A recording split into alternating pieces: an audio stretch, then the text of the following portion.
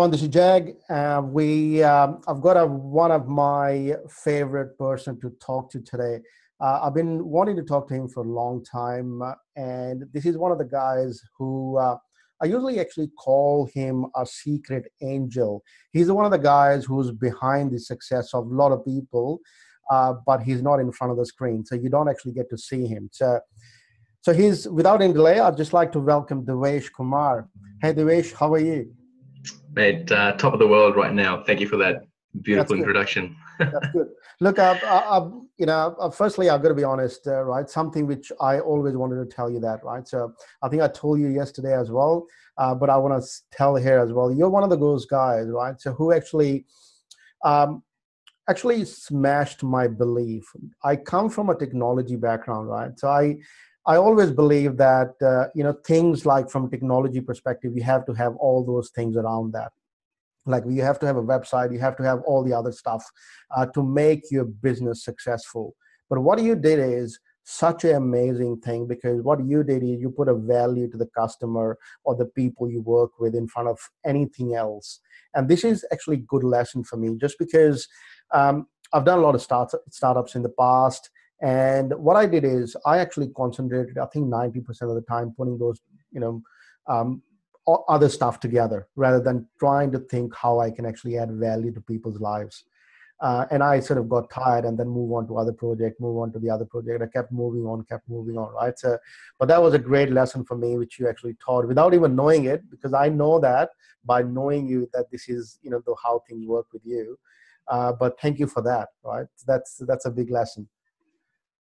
Mate, it's a pleasure. And yeah, thank you. It's always the greatest gift is knowing that you've inspired change in somebody and you've shifted Yeah. and created some level of awareness, regardless of if you agree with me or not, the ability to just give someone a different perspective so they can figure it out on their own. Yeah. And they can feel that, hey, I did this. Yeah. That is the greatest gift. And I'm happy you received it. Thank you.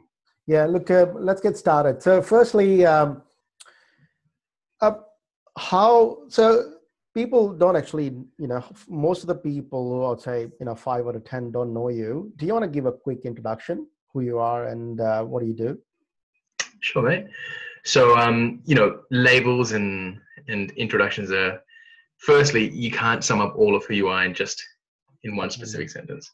On the high chunk, I work with people on a mission, really purpose-driven entrepreneurs, people that have their own businesses or that are visionaries, change makers, leaders that are out there influencing and impacting change in the lives of others. And I really work with them in connecting deeper with themselves, in understanding, getting more clarity to know exactly what it is that they're moving towards, who they are, having the conviction to not settle for any less than what they truly deserve, and having the emotional mastery to be bigger than anything that stands in their way. And in a short nutshell, I just work with amazing people and I help them get to amazing places. Excellent. That's really what I do. That's good. That's very good. So let's take a step back. Firstly, there was a life before this. What are you currently doing? And what made you change into this life? What are you currently doing? Beautiful. So, with the pre-frame that the worst day of my life was really just my best in disguise. Yeah. And every single thing was preparing me for this moment. Everything adds up. Before this, I spent, about 12 years in different corporate jobs. I had 6 career changes. I've done everything from door to door knocking when I was like, 18, 19, from working in call centers. Yeah. It's like, before I was 20, down to, customer service, and then onto accounting. Spent 6 years in accounting and finance. Left that, went back to uni, smashed a 3-year degree in 1 year because I didn't know what else to do. Doing a degree which taught me that the degree in itself was useless, and all the stuff that I'm learning didn't actually help me with anything. To working in insurance, and I just went around, the whole rigmarole. And by the end of it, I just got sick of it because I was trying to feel something on the outside when the real void was in the inside. And I just realized I was not meant to fit into an environment where I couldn't be free to fully express myself. Yep. And that wasn't even to thrive, but it was even to survive. I couldn't even survive in that environment where I wasn't allowed to express myself, because that's my own evolution. Allowing myself to express myself was so important that I couldn't take it. So I left. I left without a single paying client. And I decided to really give myself a go, because I had all the qualifications in the world, but I wasn't going for it. But I decided that I was worth giving a chance to find out, and I left. Wow. And, you know, I'm not saying everybody should do it, because it's different for everybody, you know, and you should never hear that and say, yeah, this guy's done it. You know, you should never let somebody else make you feel that you should do something. In fact, that was one of the easiest things I've ever done. Oh, really? And you just know when you do it. So, you know, I left, and I've been doing, just been doing this for almost 2 years now, full time. Yeah. And without going into the story, that's a nutshell of what's brought me here. That's great. That's great. So you look, you work with a lot of clients globally now. So what are the biggest stumbling block you see in them? What's the best way you have found to overcome what they're actually battling with at the moment? So, you know, do you see any common thing with people at the moment? I do. Yeah. I really do. Once again, everybody's problems are different. Different people on different things based on where they're at. But at the core of it, the root underlying recurring problem is always the same. Yeah. And that is simply the fact that there's really two parts of your life. I mean, there could be more, but I don't know what the third one is, because I haven't gotten there yet.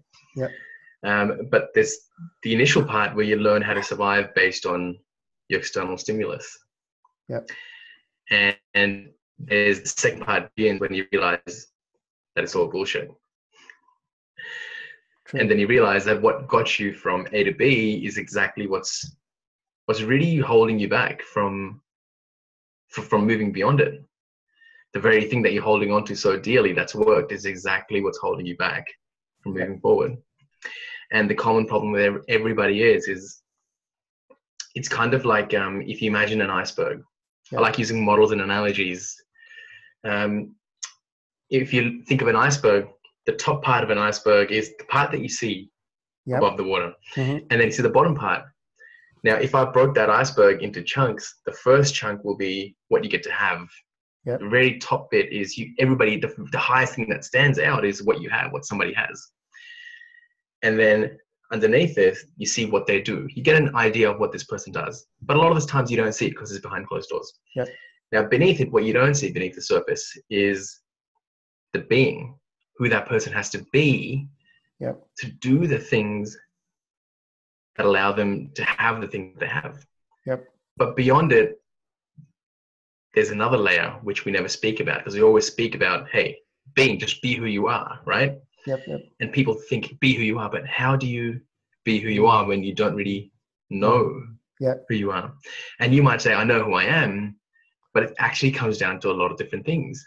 Yep. You know, just simple as knowing what your values are, you know, and when you're out of alignment with them, knowing what your key strengths are, knowing what your non-negotiables are, knowing what your weaknesses are, and knowing all of these little things and what patterns created them. Yep. What are the things that show up, you know, where all of these things, until you really know all of those things, you can't be the person that is in alignment with yourself. And if you don't know those things and you try to be, then you're trying to be then you're just driven by emotion. Yeah. You know, and so at the core fundamental, the biggest problem is people are like, what do I have to do? You know, how do I get to what I want? What do I have to do to actually get past this emotional block? Even when they know it's the inner game, they're still asking the question, what do I have to do? How do I get over this? So most of the time we do things to actually acquire external stuff and external activity to acquire that same external stuff, which we don't actually need that anyway, right? So there's the magic word, need. Yeah. No, that's good. Look at that's so what does success mean to Devesh? Success to me, it means five things, and I've got them written down. Oh, really? Um, Excellent. and sorry, Not, you, not you that have many to, people have that. yeah. I think and this is part of the knowing. Yeah. Everybody chases success, but how do you know? And Yeah. sorry, I go on tangents sometimes. I'm going to pull myself back in. But it really is knowing Yeah. what success means to you. This is one of the things. Success to me, number one, is to be able to be free. And when I say free, it means the ability to express myself in the moment without anything physically, emotionally, or mentally holding me back in that moment. Yeah. It's not my lifestyle, it's how I'm expressing myself and living in the moment. Yeah. That is number one thing. Success number two to me is for me to have strong relationships and be a great role model for my family. And this is, overly my life, Yeah. and the people closest to me. Number three is really the ability to really not give up on the voice that is always inside me and giving myself a chance to find out what could be rather than giving into what should be. Number four is to have vibrant health and energy to express myself and do the things that I want to be able to do, to live out my purpose and live out a true expression of who I am. And number five is really to give back to the ecosystems and rejuvenate the planet. That is, I have a very strong fascination with nature and trees and all of those things. Yeah. Yeah. That's awesome. Look, not that many people know this sort of stuff, and I'm glad that you mentioned it and you describe it in that way, because whoever's listening, that they'll understand that the people at the time, they want to be happy, they want to be have a joy in their life, but their definition of happiness, the definition of success, the definition of joy hasn't been described or hasn't been put in place exactly what that what it means. But I'm glad that you did that so that people can actually see what actually mean, and as an example. That's good. Look, one of the other things which which I'm finding out at the moment, there's a lot of people who are starting out as a journey. Like, say, for example, any startups, people doing it, whether it's coaches, personal trainers, all. Um, do you have any advice for people who starting up in the same path which you walked a couple of years ago? Once again, it's everybody has different things. Yep. The overarching principle, once again, really would be to really ask the question, not what do I want or how do I get there? The question should always be, who am I? The question should always be, who am I? And until you really answer that question, and as cliche as it sounds, the things that you keep hearing over and over that sound cliche, you hear them over and over again for a reason. And this ties in with your first question that you asked me what the biggest problem is really getting to know who you are. Because when you know who you are, you know what's in alignment with you.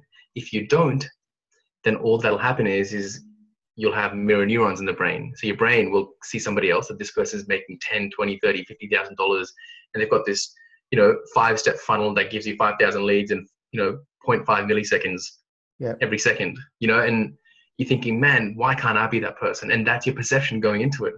Yeah. And when you don't live up to it, when you don't take the massive action that you meant to move forward without really knowing yourself and why it's of significance to you, why that is the biggest trap. And I see so many good people question themselves, doubt themselves, crush their dreams before they even begin because they have an unrealistic expectation of what it takes and they're out of alignment with who they really are. So if I can sum this all up, it's not about how fast you can get there. It's about how slow you can get there effectively. Wow. That's great. That's awesome. Yeah, this is what I've seen as well. Like, look, it applies to everyone and including me as well.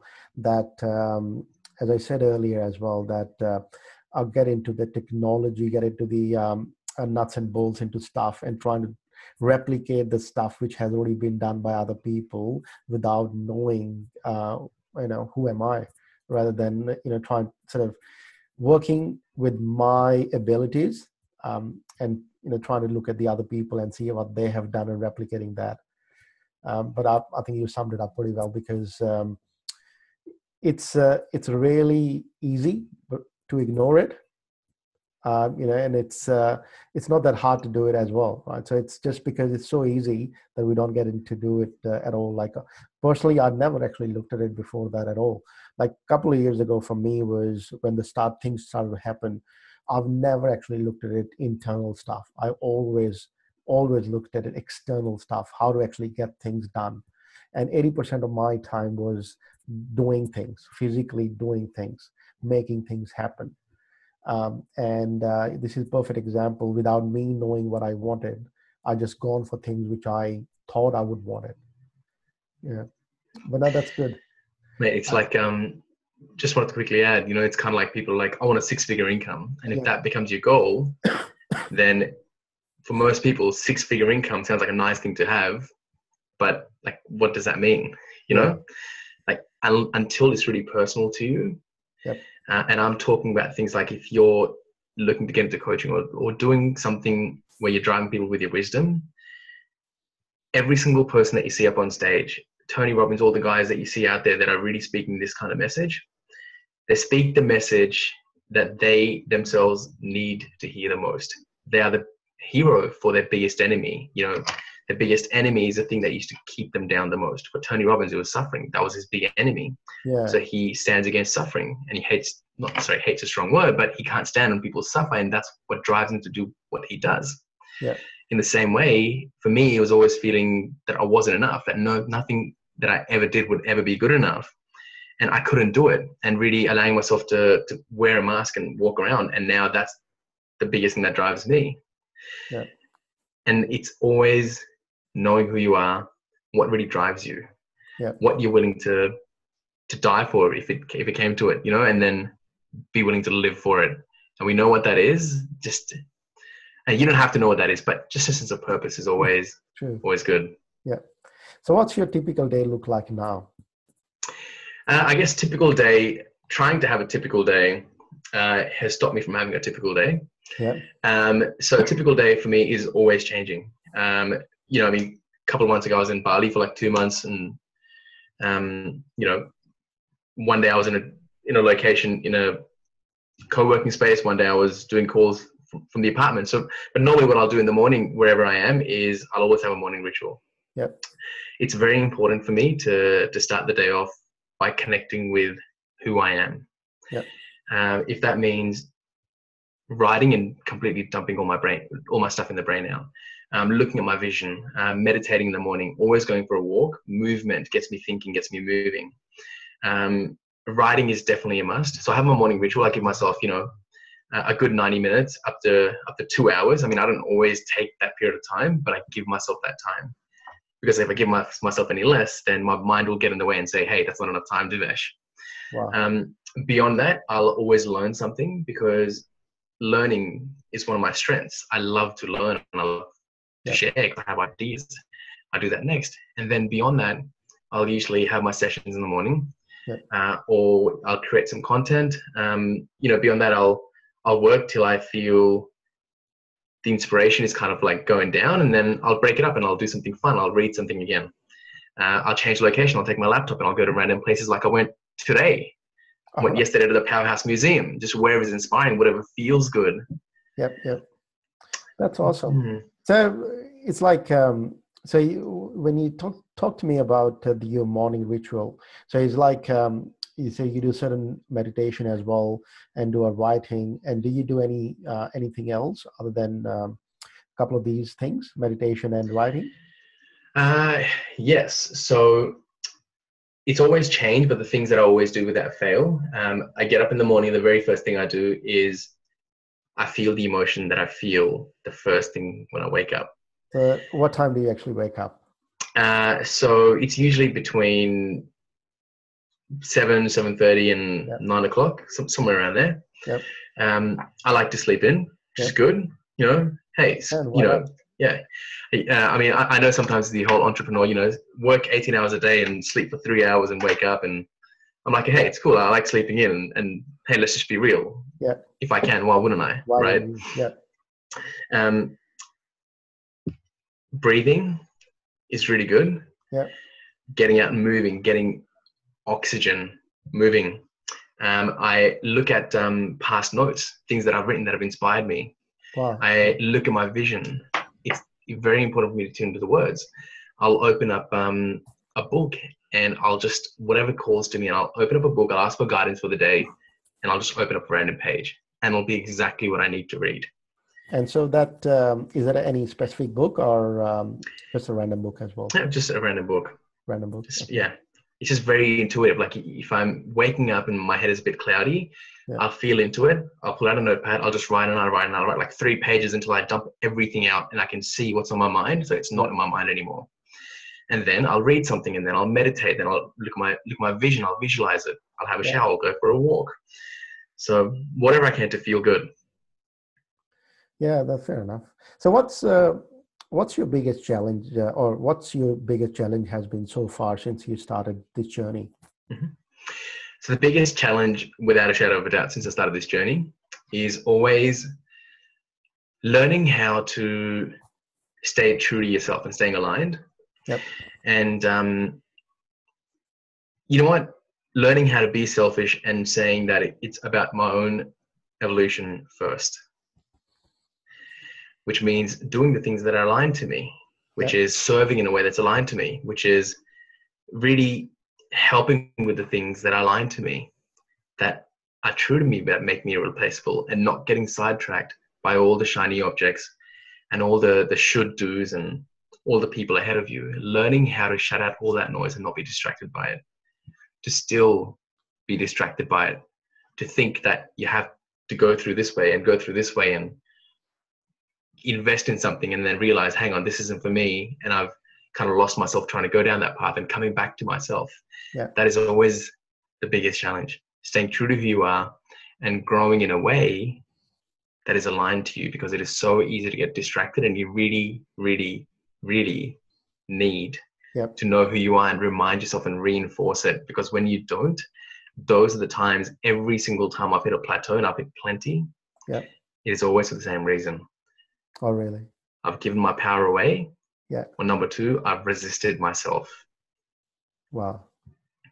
Always those 2 things. Yeah. So talk to me about what you just mentioned. Given, sorry, I've just lost my chain of thought. So when you have these sort of challenges, right? So you have, do you have a specific ritual to actually go through that, to make sure you come back to the same, come back to yourself? Because you don't want to stay there for that long. And I'm assuming you don't, because the way you are, you don't, stay there for that long. So what do you actually do when you see that something is happening right now to taking you away from who you really are, and you actually struggling with something? What certain things you do to come back to the reality or come back to yourself?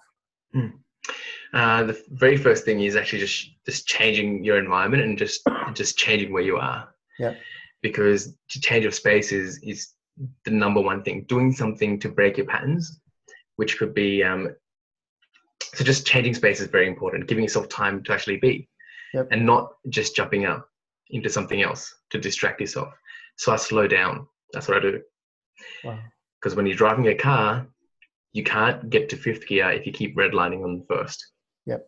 So often if I'm going through something, I'm then overwhelmed with stuff, and there's a lot of things in my mind. And now for me to be able to come back, I shift gears. And the very first thing I do is always awareness.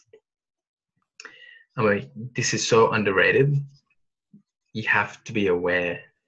When you feel an emotion, it's not about always, I think this is taken a little bit out of context. I know, it's good to be in a peak state and jump up and down and not buy into those emotions. Great.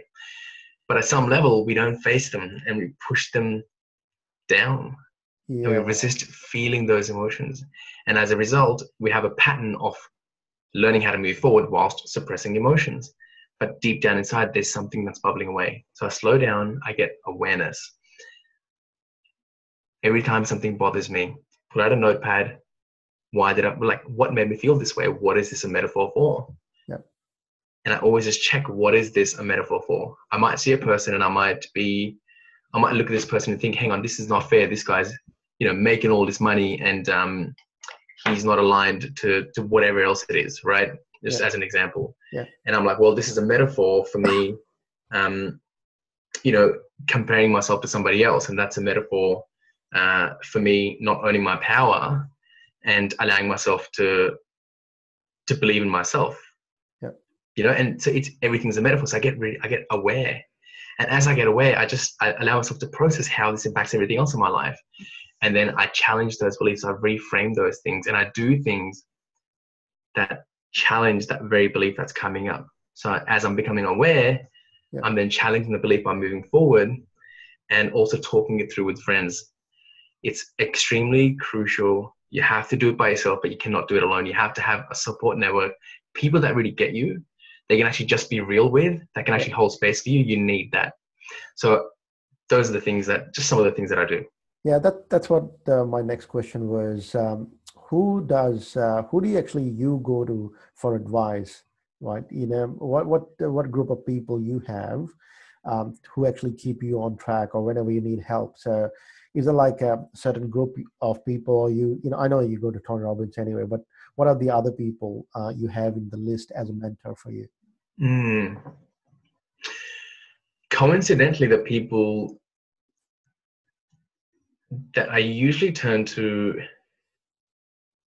they're probably not very active in Tony Robbins now. Yeah. But they've been through it, and it's generally the people that have been through the initial stage of Tony, and now it's somewhere else. Now,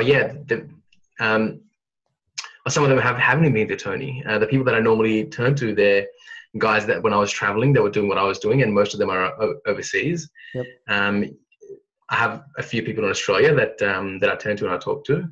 But yes, mostly other people that are all in the same arena, that are out there, that are doing their own thing. They all have their own businesses, because I really feel that there's a very different dynamic and a very different way of thinking. Yep. From somebody that is working with somebody else and that is being given themselves a chance to really find out the other side of things. Absolutely. Completely agree with that. Do you read books? I do, but it's probably been over a year since I've actually finished one. All right. Okay. So you, as you were saying earlier, so you just read what sort of comes out of your mind and open the book. Not end-to-end book, right? No, I have a couple. I mean, I'll pick them up and I'll read, because if I start reading, what happens now is I'll start reading something, and within like a page and a half in, I'll read something and it'll give me in a stream of thoughts, and I'll literally be spending the next half an hour writing something, putting things into perspective, because my mind just pieces things together like crazy. I can't, if I just read the whole thing, or if I listen to an audiobook, I can't stand listening to audiobooks, just being really honest. I like soaking it in. It's not the amount of knowledge, it is the depth of your understanding. Everything is a metaphor. You could read one quote, and if you really thought about it, that one quote would change everything in your life if you just understood at what depth you can apply it. Yeah. So let me ask you the other question with that is, so do you have any book coming from you pretty soon? Are you going to plan to release a book? To be honest with you, it's something that I feel that I should do, but I haven't. Because the amount of writing you do at the moment. Yes. I can certainly say you probably have like 10, 15 books. Mate, I do. I really, and that's like not even like 2% of all the notes that I actually have on my computer. You have no idea. It's one thing I could do for days on end.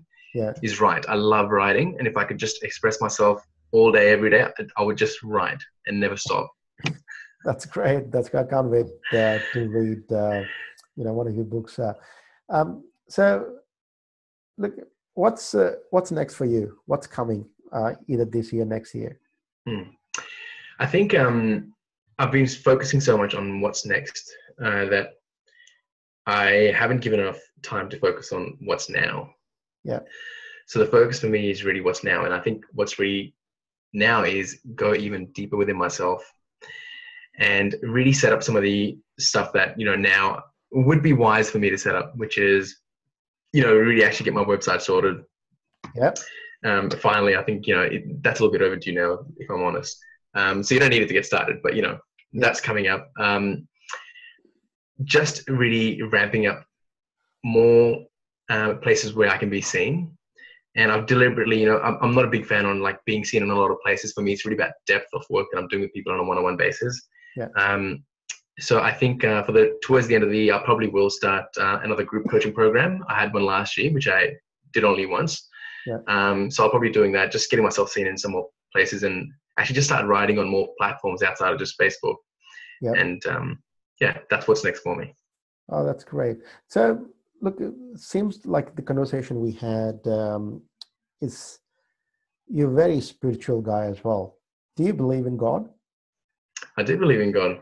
Yeah. Okay. I believe in a representation of God, not in the religious sense. Yep.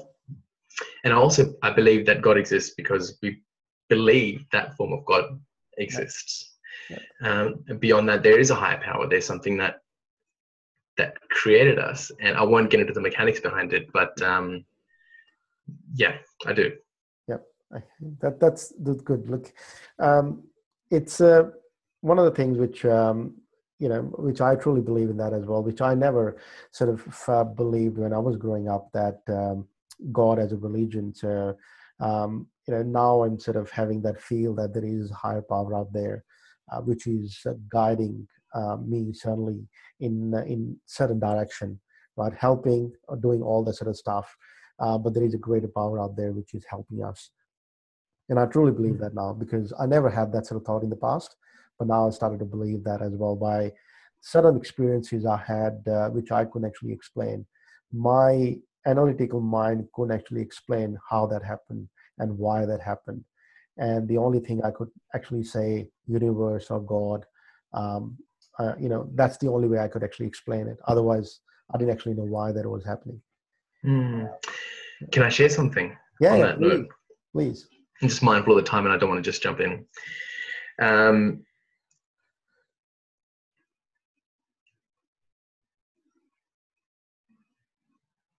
biggest thing I believe in is the biggest thing that I'm pulled by, that I'm drawn by, is the power of the non-physical.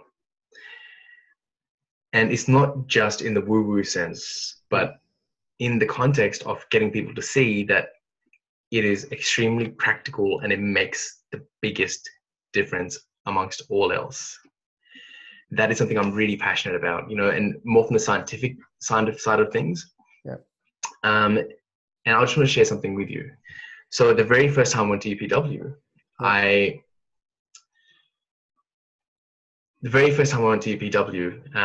during, everybody has a different experience, but I went there. It really opened a lot of doors for me. During the timeline therapy process, I remember my entire body was just shaking, and I was just shaking, right? And the very first time I had these tears just streaming down my face. And I felt something in that moment when I let stuff go and I let it just drop and let it shift. I felt something. And as I opened my eyes, it was a pitch black room. But this is going to sound crazy, but that's totally cool. I don't care if it does. You don't have to believe everything. But the entire room was bright. Wow. It was so bright that my eyes were feeling like they were burning just by opening my eyes. And I shit you not, I just have a feeling that's what it was. But I had a feeling that there was this giant room with 5,000 people in it, or 3,500, whatever.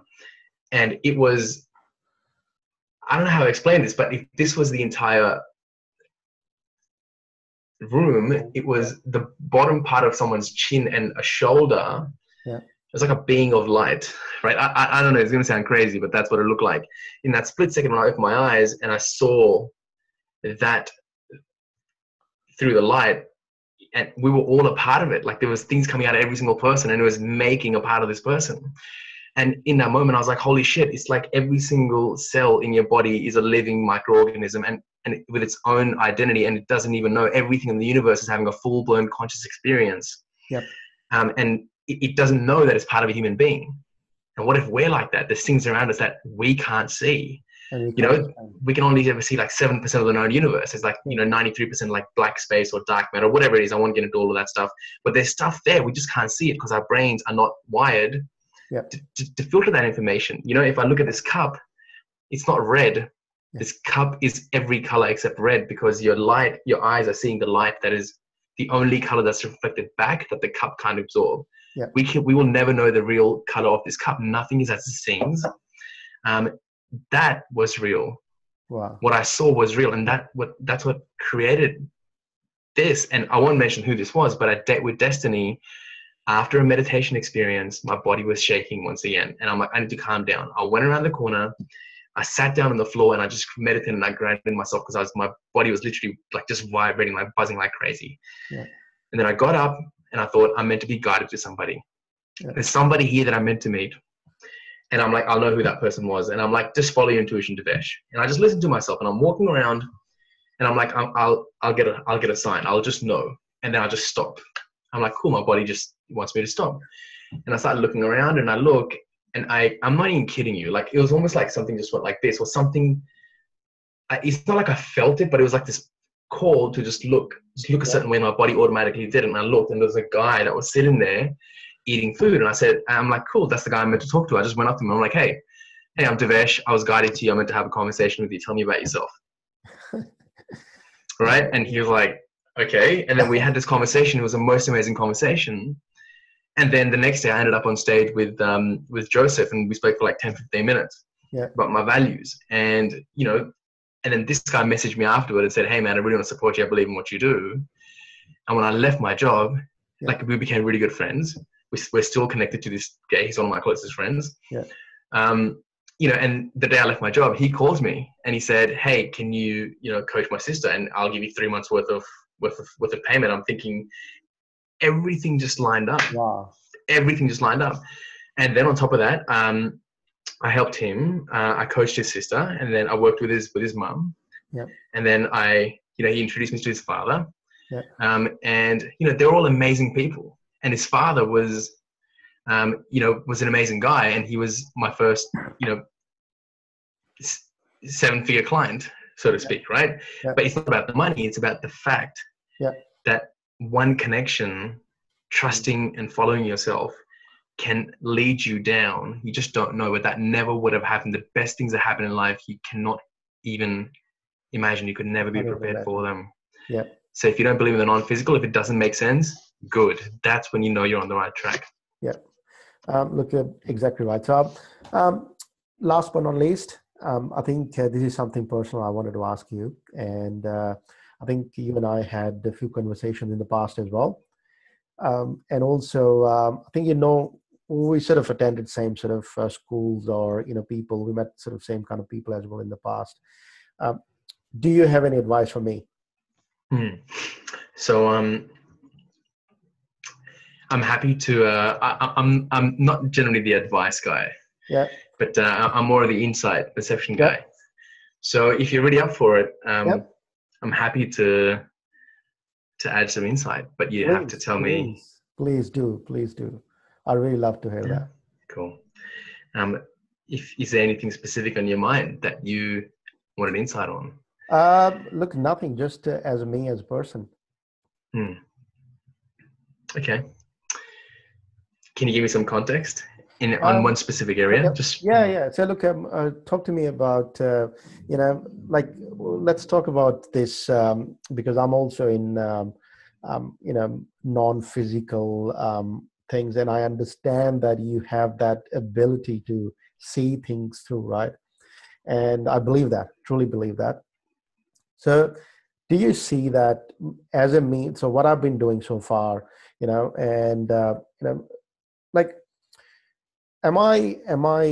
my biggest problem has always been that I'm always, as I said earlier, jumping from A to B to C to D to E, always going from here to there.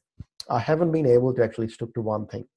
And it's just weird that I was thinking yesterday that should I be just sticking to one thing for the rest of my life, not doing, 10 different things?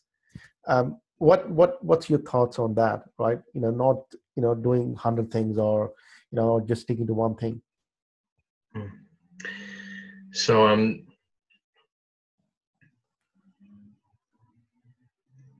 sorry to the question I would, no, it's totally cool.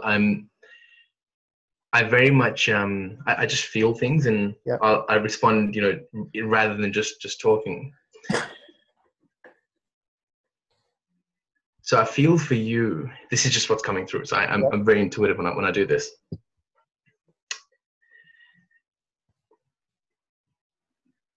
That plan that you have to go from A to B, and the reason why you jump.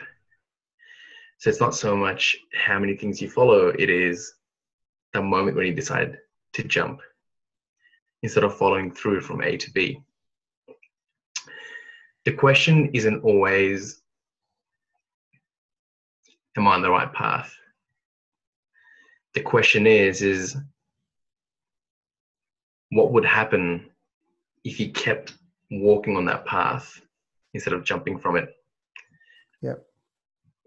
What's the worst thing that would happen if you kept walking on that path? And what would you really have to let go of and embrace for you to keep walking on it? Yeah. Yeah. I've got to sit down and think about it. I think I'm going to go back and look at this interview again because there's so many things you said today.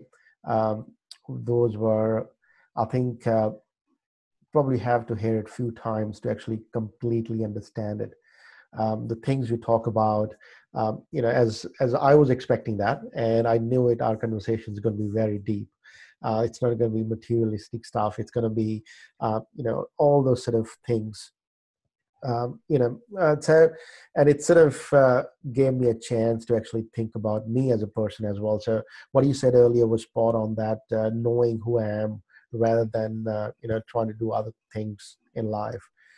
But look, I just wanted to end this interview and say thank you. I wouldn't take much longer of your time. I know you had a long day. And also for me, sorry for my voice. I've been sick from last couple of days, and I've been staying at home and couldn't actually get out of the house as well. But look, thank you for your time, and if we, I'll actually definitely make sure that in the future we have this continuous relationship or these kind of deep conversation, because it's hard to find people who can feel things. A lot of people talk about it, but you don't find those people who can actually feel stuff and talk about the things what they actually feel and say it. So thank you. And it's a pleasure. And I think your voice sounds perfect the way it is, because everything is always in perfect order. And as for the time, the most valuable thing anybody can give anybody else is their time and their trust. And you've given me both of those things, and I've given you an even exchange. So thank you very much for holding space for this conversation. Thanks, Devesh.